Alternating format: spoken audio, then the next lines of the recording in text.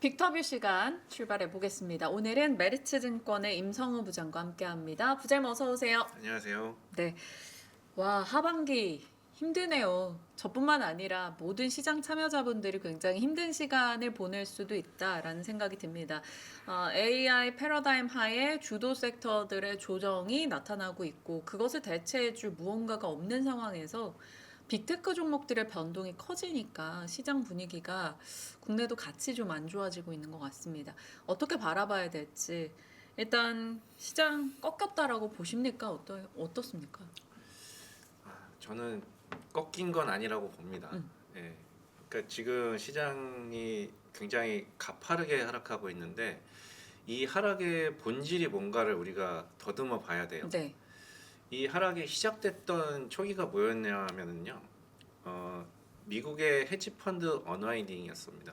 이게 왜 촉발이 됐냐면 미국 CPI, 6월 CPI가 둔화로 나왔죠. 7월 초에. 그러면서 9월에 금리 인하가 거의 시장에서는 기정사실화로 확률이 굉장히 올라가기 네. 시작했고요. 그때부터 촉발이 된 게 지금까지 한 2년여 동안 미국의 수많은 헤지 펀드들이 누적된 포지션이 뭐였냐면 빅테크 롱 그리고 중소형주 숏이었어요. 이게 거의 역사상 최대 규모의 롱, 최대 규모의 숏으로 계속 누적돼 왔었고 거기서 수익이 굉장히 많이 났죠. 네. 근데 이게 금리 인하 왜 중소형주 숏을 했냐? 금리가 높으면은 빅테크 현금이 많은 빅테크보다 현금이 없고 좀 수익화도 좀 어려운 이 소규모의 중소기업들이 더 어려운 거지 않습니까? 그래서 중소형주가 숏이 많이 있었던 거고 실제로 중소기업들 매출이나 이런 거 되게 어려움을 많이 겪고 있었고요. 사실은 실제로. 그런데 금리 인하가 되면은 이제는 중소기업들 상황이 나아지겠네, 괜찮아지겠네. 이렇게 센티가 이제 반대로 작용을 하죠. 그러면서 이 포지션에 언와인딩이 발생을 하기 시작한 겁니다. 그래서 거기서부터 러셀이 급등하기 시작했죠. 7월 한 중순부터요. 그리고 나스닥에 매물이 많이 나오기 시작했습니다. 사실 그게 시작이었어요. 그런데 여기서 트럼프가 총을 맞았죠. 네. 갑자기 트럼프의 당선 확률이 급승을 했습니다. 그래서 트럼프가 그와 동시에 그 며칠 전에 인터뷰를 했었는데 TSMC를 입에 올렸어요. TSMC가 우리 반도체를 다 뺏어갔다. 대만의 방위비 내라는 얘기를 하면서 TSMC를 이제 거론을 했단 말이에요. 네. 그러면서 이 안 그래도 이 헤지 펀드가 빅테크를 매도하기 시작했는데 트럼프가 TSMC 이 AI 산업의 가장 핵심적인 기업이라고 할 수 있는 TSMC에 대해서 부정적인 말을 꺼냈습니다. 그래서 네. 우리가 과거에 트럼프 1기 때 그 트라우마가 살아난 거죠. 이 트럼프의 어떤 그 말에 의해서 굉장히 이 시장이 크게 출렁였었던 그 아픈 기억이 되살아나면서 이제 IT에 대한 매도세가 추가로 확대가 된 거죠. 네. 여기에서 그 이제 그러니까 그 언와인딩에다가 트럼프 트레이딩이라고 부르는 이것까지 확대가 되면서 이런 와중에 최근에 그러면은 이제 실적이 잘 나와야 되는데 테슬라가 실적이 또 안 나오면서 12% 급락을 했고요. 그 다음에 이 AI 산업의 어떤 그 리더 중에 하나인 구글이 이제 실적이 실망이라고 이제 사람들이 표현을 합니다. 근데 제 개인적으로는요, 사실은 실적은 실망은 아니었습니다. 근데 일단은 그건 뒤에 말씀드리고요. 네. 그래서 이 실적도 별로야. 그러면은 또 다시 매도가 또 얹어진 거고요. 여기서 또 다시 그러면은 이제 시스템 매매 펀드들이 이제 가동을 하기 시작합니다.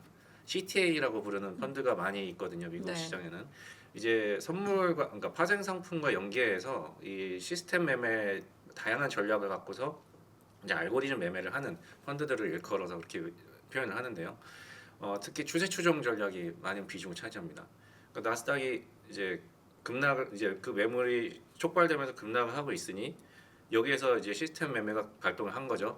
그래서 기술적인 매도가 또 여기서 또 얹어진 겁니다. 그래서 이게 기술적으로 봤을 때는 사실 다음 주 정도까지도 이 CTA의 매도가 계속 나올 수가 있어요. 그래서 당분간은 이 나스닥 빅테크에 대해서 조금은 좀 더 매물이 나올 거를 조금 견디셔야 될 수도 있습니다.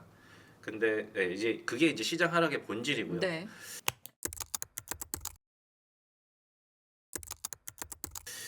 그러면 펀더멘털 상으로도 문제가 정말 큰 것인가? 이 부분은 좀 다른 얘기입니다. 제가 앞서서 구글에 대해서 말씀을 드린다고 했는데요.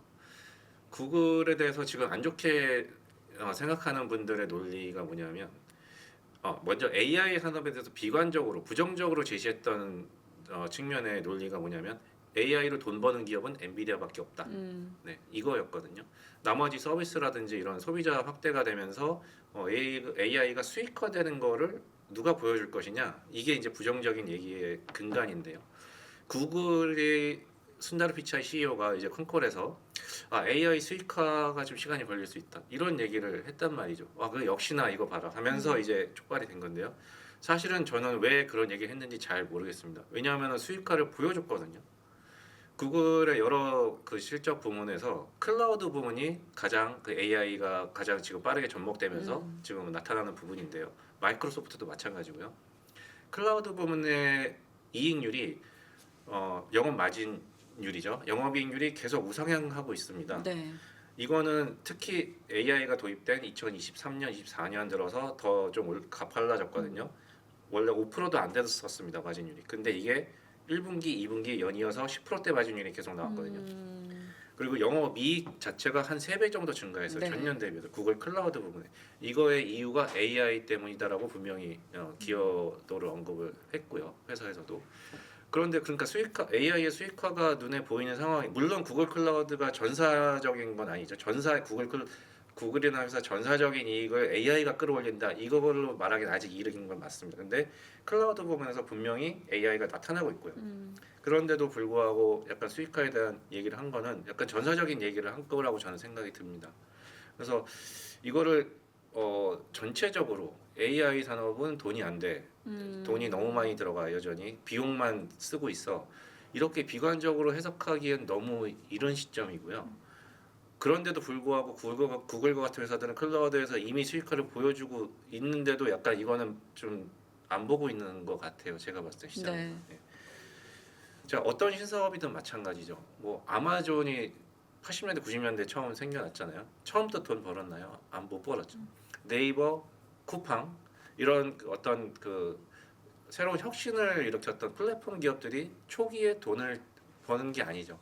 일단은 그들이 하는 거는 트래픽을 확대하는 거지 않습니까? 인프라를 그쵸? 구축하고요. 네. 유저 수 확대, 트래픽 확대, 이거부터 먼저 구축이 된 다음에 하나씩 유료화가 들어가면서 매출이 늘어나기 시작하는 게 이들 혁신적인 플랫폼 기업들의 그런 역사인데요. AI도 마찬가지입니다. AI 지금 챗GPT가 세상에 나온 지 2년도 안 됐어요. 그래서 지금 이 빅테크들 위주로 이 AI 인프라를 지금은 구축하는 단계라는 거죠. 근데 여기서 벌써 돈 누가 벌어? 지금 벌써 이거를 묻기에는 너무 지금 시장이 이런 거 아닌가?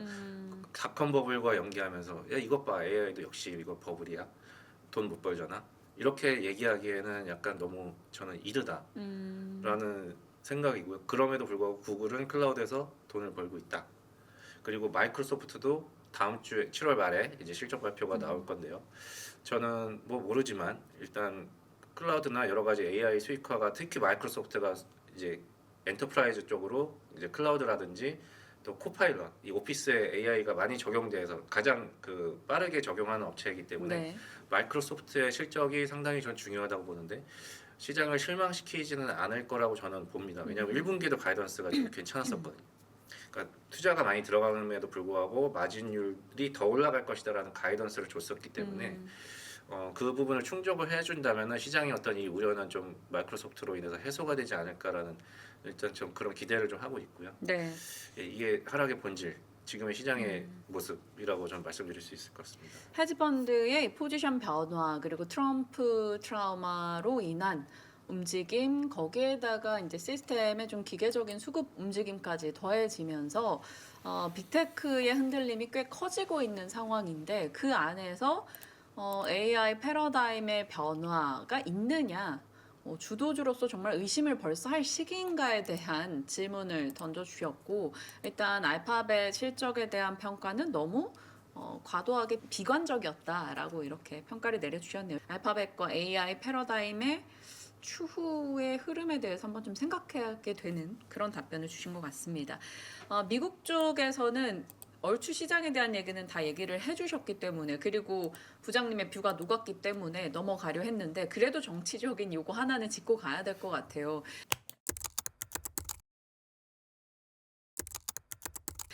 트럼프 당선 가능성, 지금 해리스가 등장하면서 이제 그쪽으로 분위기가 조금 직결되고 있어서 이제는 해볼만 하다라는 시각도 있습니다. 물론 베팅 사이트 기준은 트럼프가 높고 여론조사 지지율 기준으로는 좀 오차 범위 내에서 등락을 거듭하고 있거든요.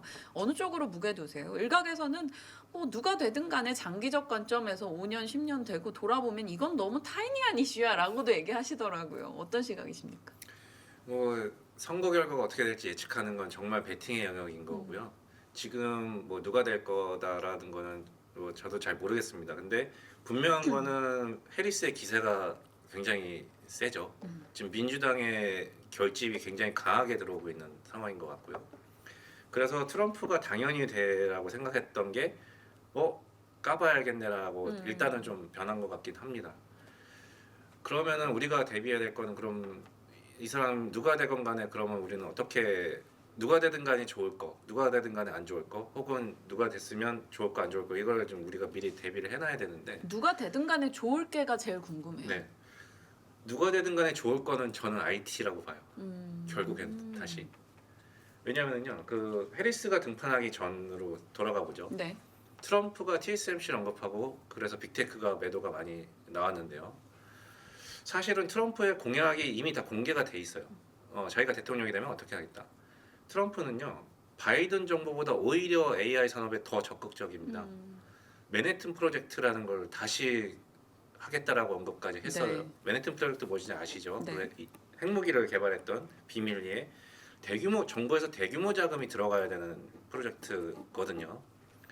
그리고 바이든이 지금 AI 이런 실리콘밸리의 굉장히 우호적인 정부가 바이든 정부이긴 하지만 그래도 AI 산업의 어떤 리스크 이 부분에 대해서 규제도 또 만들었던 게 바이든 정부거든요. 네. 근데 트럼프는 오히려 이런 규제 정책도 내가 다 없앨 거야 이렇게 얘기를 했단 말이죠. 그러니까 사실 이 실리콘밸리나 AI 산업 미국의 빅테크 입장에서 봤을 때는 트럼프가 되는 게 리스크가 아니에요. 오히려 더 좋으면 좋았지. 근데 왜 트럼프는 TSMC를 거론하면서 왜 빅테크 매도를 불러왔을까 생각을 해보면 그냥 한 말인 것 같아요 제가 봤을 때. 그러니까 대만에 대한 방위 그러니까 지금 트럼프는 바이든이 한 거는 뭐든지 일단 까고 봐야 됩니다. 바이든은 칩스 액트라는 정책을 도입하면서 미국에 투자하는 테크 기업에게 굉장히 큰 보조금을 네. 주고 있죠. 그래서 TSMC도 굉장히 많은 보조금을 받았고 삼성전자도 보조금을 굉장히 많이 받게 예정돼 있죠. 그 부분에 대해서 왜 이렇게 낭비하는 거야? 보조금 너무 많이 퍼주는 거 아니야? 트럼프는 일단 까고 보는 거예요. 근데 우리가 기억을 되살려 보면은 미국으로의 온셔링, 미국의 제조업 부흥 이거를 먼저 주장한 건 트럼프였어요. TSMC의 애리조나 프로젝트가 결정된 게 2019년이었거든요. 트럼프 집권기입니다. 네, 근데도 불구하고 지금 트럼프는 자기가 했던 정책을 다시 뒤집는 말을 반대의 말을 하는 거거든요. TSMC가 다 돈 뺏어. 그러니까 이게 사실은 앞뒤가 안 맞는 얘기를 하는 건데 트럼프 입장에서는 그냥 바이든이 한 건 까고 봐야 되는 이러고 얘기한 거예요.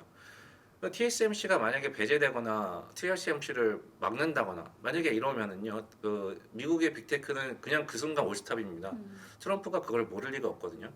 TSMC를 건드릴 수가 없는 거를 자기도 잘 알지만 일단은 정치적인 얘기를 한 거라고 저는 생각이 들고요.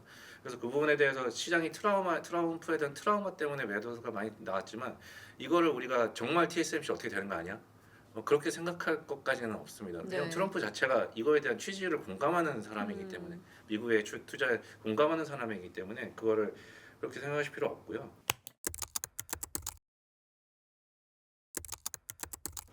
실제로 그 섹터 수익률을 보면은요, 네. 트럼프 집권기에 IT가 제일 많이 올랐어요. 그러면 이게 트럼프 때문에 더 올랐던 거죠. 사실 또 그거는 아니에요. 왜냐하면 IT 섹터가 이익 추정치가 그때 굉장히 많이 올랐습니다. 그러니까 업황 자체가 좋았던 거예요. 뭐 트럼프가 더 잘 해줘서 뭐 그렇다기보다는 결국은 이 섹터는 그 업황의 어떤 사이클, 이게 업사이클인지 그리고 이익 추정치가 올라가는지 그거에 따라서 더 큰 영향을 받는다라는 얘기고요. 그래서 뭐 트럼프면 IT가 안 돼. 이건 아닙니다. 그러면 해리스가 되면은 그럼 어떤가? 해리스가 되면은 당연히 IT 지금 바이든 행정부에서 이루어져 있던 네. 이 AI 산업의 이 혁명의 이 물결 이거 뭐 계속 이어지는 거죠. 그리고 친환경이라든지 이런 IRA 이후에 또 계속 또 유지가 되는 거고요. 신재생이라든지 이런 새로운 산업에 대한 이런 것들이 또 계속 유지가 되는 측면에서 또 나쁘게 볼 게 없습니다. 그래서 저는 대통령이 누가 됐든 간에 결국에는 IT는 지금의 여러 노이즈에도 불구하고 이 AI 산업을 기반으로 한 IT 산업은 계속 긍정적으로 볼 수 있다. 저는 그렇게 보고 있습니다. 네. 상반기 그러니까 작년 연말부터 해서 올해 상반기까지 AI 패러다임 하에 반도체 밸류체인도 그렇고 전반적으로 주도 섹터를 명확히 해줬었는데 이쪽이 흔들리면서 하반기에 투자자들의 심리가 많이 위축되어 있는 건 사실입니다. 그렇기 때문에 오늘 반도체 섹터 혹은 IT를 둘러싼 이야기에 좀 더 집중을 해 나가고 있고요. 그러면 지금의 이제 말씀 주신 스토리를 기반해서 봤을 때는 결국에는 이로 인한 주가 변동은 매수 기회 이렇게 봐야 될까요? 반도체에 대해서? 네, 저는 결국에는 매수 기회라고 보는데요. 네. 초반에 말씀드린 것처럼 사실은 이 기술적인 관점에서 이 시스템 매도가 좀 더 연장이 될 여지가 있기 때문에 변동은 있기 네, 때문에. 변동이 있기 때문에 지금 뭐 나온 현금을 다 털어서 오늘 다 사야 돼. 뭐 이러기보다는 조금 더 약간 시간을 두고 좀 신중하게 매수를 조금씩만 더 하시는 걸로 하는 게 좋지 않을까 저는 그렇게 보고 있는데, 그러니까 결국에는 저는 긍정적으로 봅니다. 이 모든 상황에도 네. 불구하고 하지만 네, 어쨌든 지금의 어떤 기술적인 관점 이런 부분에서는 조금은 좀 주의를 좀 기울이시는 게 좋지 않을까.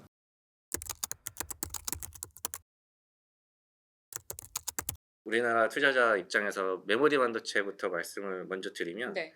메모리 반도체는 시클리컬 업종이 맞습니다. 지금까지는. 시클리컬이라는 거는 업사이클이 있으면 다운사이클이 있고 이거죠. 그런데 이번에 반도체 사이클을 촉발한 건 AI였죠. 그러면은 우리는 AI 산업이 지금 어느 위치에 있는가를 봐야 돼요. 그래야 메모리 반도체 사이클이 어디인가를 판단할 수가 있습니다. AI 산업이 지금 어디에 있는가? 저는 극초기라고 봅니다. 그 챗GPT가 나온 이제 구글의 서치가 1위라고 봤을 때 챗GPT가 뭐 10배의 컴퓨팅 파워를 필요로 하고요. 지금 소라라고 나왔죠. 네. 그 동영상을 만들어주는, 아직은 1분짜리밖에 못 만드는데요. 이게 나중에 영화까지 만들 거거든요. 이 소라에 필요한 컴퓨팅 파워가 10,000배라고 합니다. 그러니까 아직 우리가 10배의 수준에서 앞으로 1000배가 더 올라가야 되는 게 지금 앞으로 남아있다는 얘기예요. 소라까지만 해도. 근데 소라가 그러면 뭐 인공지능에서 얘기하는 AGI냐? 그것도 아니거든요. 소라는 그냥 현 단계에서 개발이 되는 그 단계고, AGI는 또 그 다음 단계예요. 그래서 오픈 AI에서도 이 AI의 단계를 5단계로 구분을 해서 한 적이 있어요. 1단계는 지금의 단계예요. 그러니까 그러니까 챗봇, 그러니까 인간과 어떤 대화 언어로 상호작용이 가능한 단계, 지금 현재 1단계 후반이라고 평가를 했습니다. 현재가. 2단계는 추론가라고 표현을 했어요. 그러니까 인간으로 치면 박사 수준의 어떤 지능을 갖고 있는, 문제 해결 능력을 갖고 있는. 근데 이게 조만간 이제 GPT-5가 나올 예정인데요. 그 정도가 되면은 박사 수준이 될 수 있다라고 이제 오픈 AI에서 얘기를 하고 있어요. 근데 아직 2단계도 안 간 거거든요. 3단계는 대리인. 네. 이거는 인간을 대신해서 며칠 동안 작업을 수행할 수 있는 대리인처럼, 완전히 인간이 하지는 완전히 대리할 수 있는. 그리고 4단계 혁신자. 새로운 혁신을 제시하는. 만약 2단계까지만 가도요.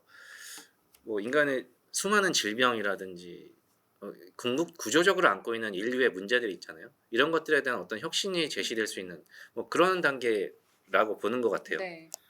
그다음 5단계 조직이라고 표현했는데, 그러니까 한 인간을 넘어서서 어떤 조직 단위의 업무를 혼자 수행할 수 있는 AI. 그러니까 이 정도면 이제 거의 뭐 초지능으로 가는 거겠죠. 이렇게까지 구분을 하고 있는데 지금은 1단계에 불과하다는 거죠. 그러니까 그 샘 알트만도 뭐 여러 인터뷰에서 나와서 한 얘기가 뭐냐면, 지금의 챗 GPT는 정말 멍청한 수준이라고까지 스스로 만들어 놓고서 자기가 만든 거에 대해서 너무 멍청하다. 우리가 앞으로 나아갈 걸 생각하면 그때 생각하면 지금의 챗 GPT는 너무 멍청한 단계다. 이렇게까지 얘기하고 있습니다. 그러니까 굉장히 AI 산업은 극초기에 불과하다는 거고요. 그러면은 AI 산업이 발전하는 데 있어서 핵심이 되는 수혜가 되는 업종이 무엇이냐? 메모리 반도체입니다. 데이터를 저장하고 계속 연산하고 내보내고 하는 게 메모리 반도체거든요. 네. 디램과 낸드. 그러면은 메모리 반도체의 이 중요성이 과거에 그 어떤 전방 산업, 스마트폰, PC, 서버 이런 것보다도 훨씬 더 그 강력하다는 중요성이 거죠. 네. 굉장히 커지는 이 시대가 된 거거든요. 저는 AI 산업의 가장 중요한 산업은 메모리 반도체다라고 봅니다. 초반에 메모리는 시클리컬이라고 말씀드렸죠. 근데 시클리컬이 아니게 된 것 같아요. 제 생각에는. 근데 사실은 이거는 좀 너무 이른 판단일 수도 있습니다만 제 생각에는 그렇습니다. 네. 이거를 왜 그렇게 볼 수 있냐면 하이닉스의 PBR 밴드 차트를 보시면 네네. 알 수가 있어요. 하이닉스 PBR 밴드가 과거 역사적 상단을 뚫고 올라가 있죠. 시클리컬 산업이면은 이런 모습이 나올 수가 없습니다. 시클리컬 산업은 밸류에이션의 상단이 늘 정해져 있고 상단과 하단이 늘 정해져 있는 게 시클리컬 산업입니다. 그래서 밴드를 보고 기준을 많이 밴드에서 삼잖아요. 네. 많이 올라갔네 이젠 다운턴 오겠네. 너무 많이 내려갔네 이젠 업턴 오겠네. 이거거든요. 과거에 메모리도 이랬어요. 근데 지금 하이닉스가 상단을 뚫고 올라가 있습니다. 마이크론이 뒤따라서 올라갔어요. 상단을 뚫고 올라갔습니다. 시장은 이미 메모리 산업에 대해서 이제는 시클리컬이 아닐 수도 있다라고 프라이싱을 하고 있다고 봐요. 이 상단을 뚫고 넘어갔다는 거. 리레이팅이죠. 그러니까 이 HBM이 그 역할을 해준 거죠.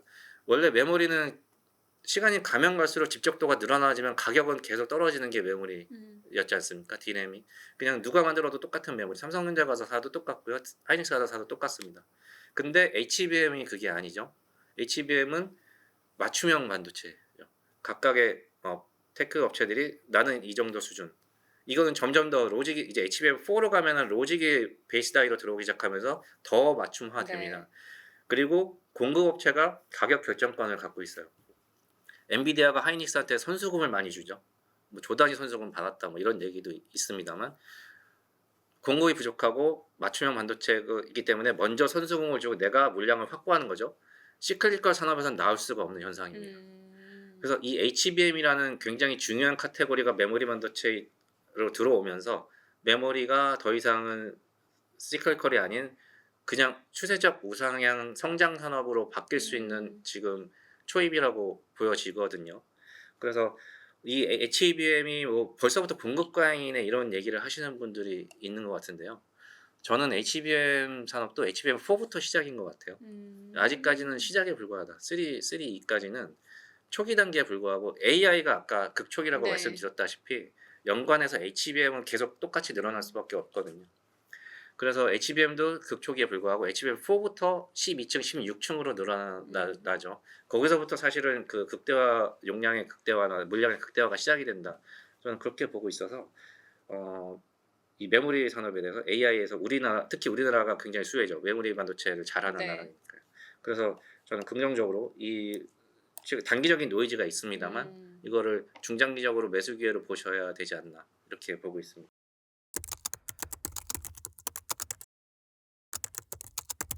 중장기 관점에서 충분히 매수 가능하다라는 점인데 SK하이닉스, 삼성전자 뭐 개인의 돈이 많아서 다 살 수 있으면 좋겠죠. 그런데 그렇지 않다면 둘 중에 뭐가 나은지에 대한 간략 코멘트 그리고 밸류체인 내에서 탑픽은 어떻게 꼽아 가시는지도 궁금합니다. 일단 하이닉스와 삼성전자 둘 중에서 고르라면은 저는 지금 시점에서 삼성전자를 고르고 싶습니다. 그렇다고 하이닉스가 뭐 완전히 매도냐 숏이냐 이 말씀은 아니고요. 상대적인 수익률 관점에서 말씀드리는 겁니다. 제가 아까 하이닉스의 밴드 차트를 말씀드렸죠. 네. 이미 뚫고 올라가 있는. 근데 삼성전자 똑같은 PBR 밴드 차트 보시면은요.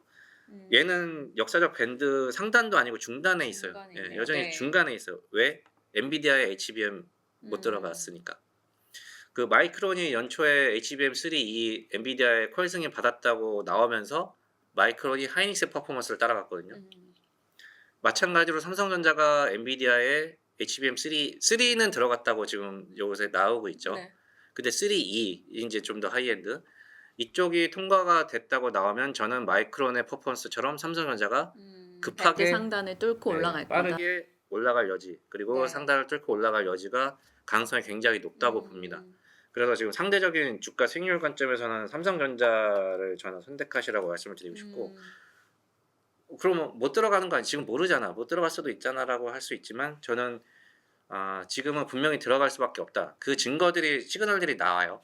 뭐냐면 엔비디아가 그 6월에 컴퓨텍스 행사가 대만에서 있었고요. 네. 젠슨 왕이 TSMC 본사를 그때 방문했습니다. 그때 한 얘기가 우리의 전용 코어스 패키징 캐파 전용 공장을 만들어줘. 그렇게 요청을 했는데 TSMC가 거절을 했다고 합니다. 그게 어제 오늘 나온 뉴스거든요. 네. 굉장히 좀 이례적인 얘기죠. 그러면은 지금 엔비디아의 GPU가 계속 수요가 초과인 상태인 거는 사실은 코어스 캐파가 부족하기 때문이거든요. 가장 큰 이유는 HBM도 부족하고요. 그러면은 코어스 캐파가 엔비디아가 부족한데 최근에 엔비디아가 블랙웰에 대한 주문을 25%를 올렸어요. 코어스 캐파 부족하잖아. HBM 부족하잖아. 어떻게 블랙웰을 주문을 올릴 수가 있지? 이거를 누가 공급해 줄 수 있냐면 삼성전자밖에 없습니다. TSMC 왜 거절한 거예요? 자기도 부족하니까요. 자기는 엔비디아가 물론 가장 큰 고객이긴 하지만 AMD도 있고 다른 수많은 엔비디아 매출 비중 11%거든요. TSMC에서. 그것도 큰 비중입니다만. 다른 고객들도 있기 때문에 전용 팹을 만들어줄 여지가 없는 거예요. 그래서 거절을 했고 엔비디아는 캐파가 여전히 부족한데도 불구하고 어떻게 주문을 늘렸을까? 저희가 봤을 때는 삼성전자밖에 대안이 없거든요. 그 패키징 할 때 실리콘 인터포저가 반드시 필요한 건데요. 네. 지금 실리콘 인터포저를 공급할 수 있는 회사는 TSMC, 삼성전자 그리고 추가적으로 한두 개 정도의 그 파운드리 회사밖에 없거든요. 그리고 패키징이 되는 회사, 파운드리가 되는 회사 삼성전자밖에 없습니다. 하이닉스가 아니죠. 그리고 삼성전자가 그러면 HBM3E도 공급을 해줘야 되는데 하이닉스 캐파로는 지금 25% 주문 증가를 감당할 수가 없습니다. 마이크론도 지금 공급했다고는 하지만 수요율 문제가 있는 걸로 요새 얘기가 나오고 있고요. 결국엔 결론은 삼성전자밖에 없거든요. 그러니까 삼성전자가 HBM3E의 엔비디아의 승인이 저는 임박한 시그널이 아닌가 이런 합리적인 의심이네요. 네. 그런 생각이 저는 들고요. 그래서 지금 삼성전자에 대해서 지금은 시장의 분위기가 안 좋음에도 불구하고 좀 매수 관점에서 보셔야 되지 않을까 보고 있고요.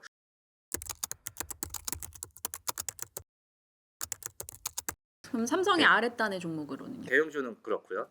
그다음에 그러면은 삼성전자가 여기서 10만 원 가는 스토리에서 8만 원에서 10만 원이면은 뭐 20% 30% 되는데 그 아랫단에 여기 핵심적인 애들은 30% 이상, 50% 2배까지 오를 수가 있겠죠. 소부장 업체들 과거에 그래 왔으니까. 네. 저는 그 관점에서 탑픽을 솔브레인이라고 말씀드리고 싶습니다. 네, 뭐 제 방송 많이 보셨던 분들은 제가 솔브레인을 좋아하는 걸 아실 텐데 이미. 근데 주가는 많이 빠지고 있죠. 근데 이제 솔브레인 왜 탑픽이냐면요. 솔브레인은 이제 반도체 소재를 하는 회사죠. 근데 디램과 낸드 둘 다 이제 소재를 많이 하는 회사고 특히 낸드 쪽으로 비중이 조금 더 큽니다. 낸드 쪽에서 뭘 하냐면은 이제 에천트 식각용 그 가스 에천트와 그리고 CMP 슬러리 그거를 이제 주로 공급을 하는 회사가 솔브레인입니다. 삼성전자 내에서 CMP 슬러리에 굉장히 지배적인 위치를 차지하고 있고요. 특히 HBM용 CMP 슬러리는 솔브레인이 삼성전자형으로 독점입니다. 하이닉스형으로도 독점이었습니다. 근데 동진 세미캠이 하이닉스형으로는 들어왔어요. 아직은 미미합니다. 어쨌든 그런 상황이고요. 그리고 솔브레인은 특히 삼성전자 3나노 파운드리의 GAA 공정에서 초상계 에천트를 독점 공급하고 있어요.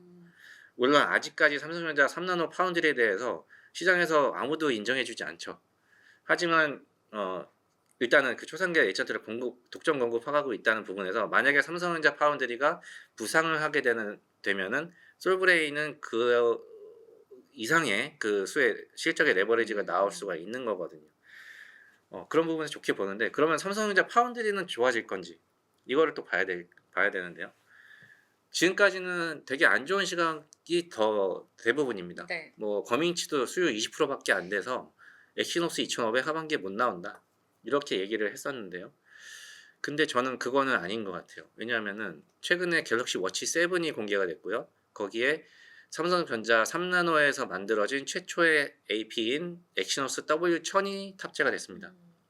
물론 워치라는 게 작은 시장이죠. 스마트폰보다 훨씬 작은 시장이라서 시장에서 아무도 관심을 안 뒀어요. 하지만 저는 이게 되게 의미가 있다고 보는데요. 왜냐하면 양산화돼서 제품화가 됐다라는 거는 수율이 잡혔다. 수요 20%로는 절대로 가능한 얘기가 아닙니다. 제가 봤을 때 최소한 수율은 50%는 돼야 이게 제품화가 됐다라는 거거든요.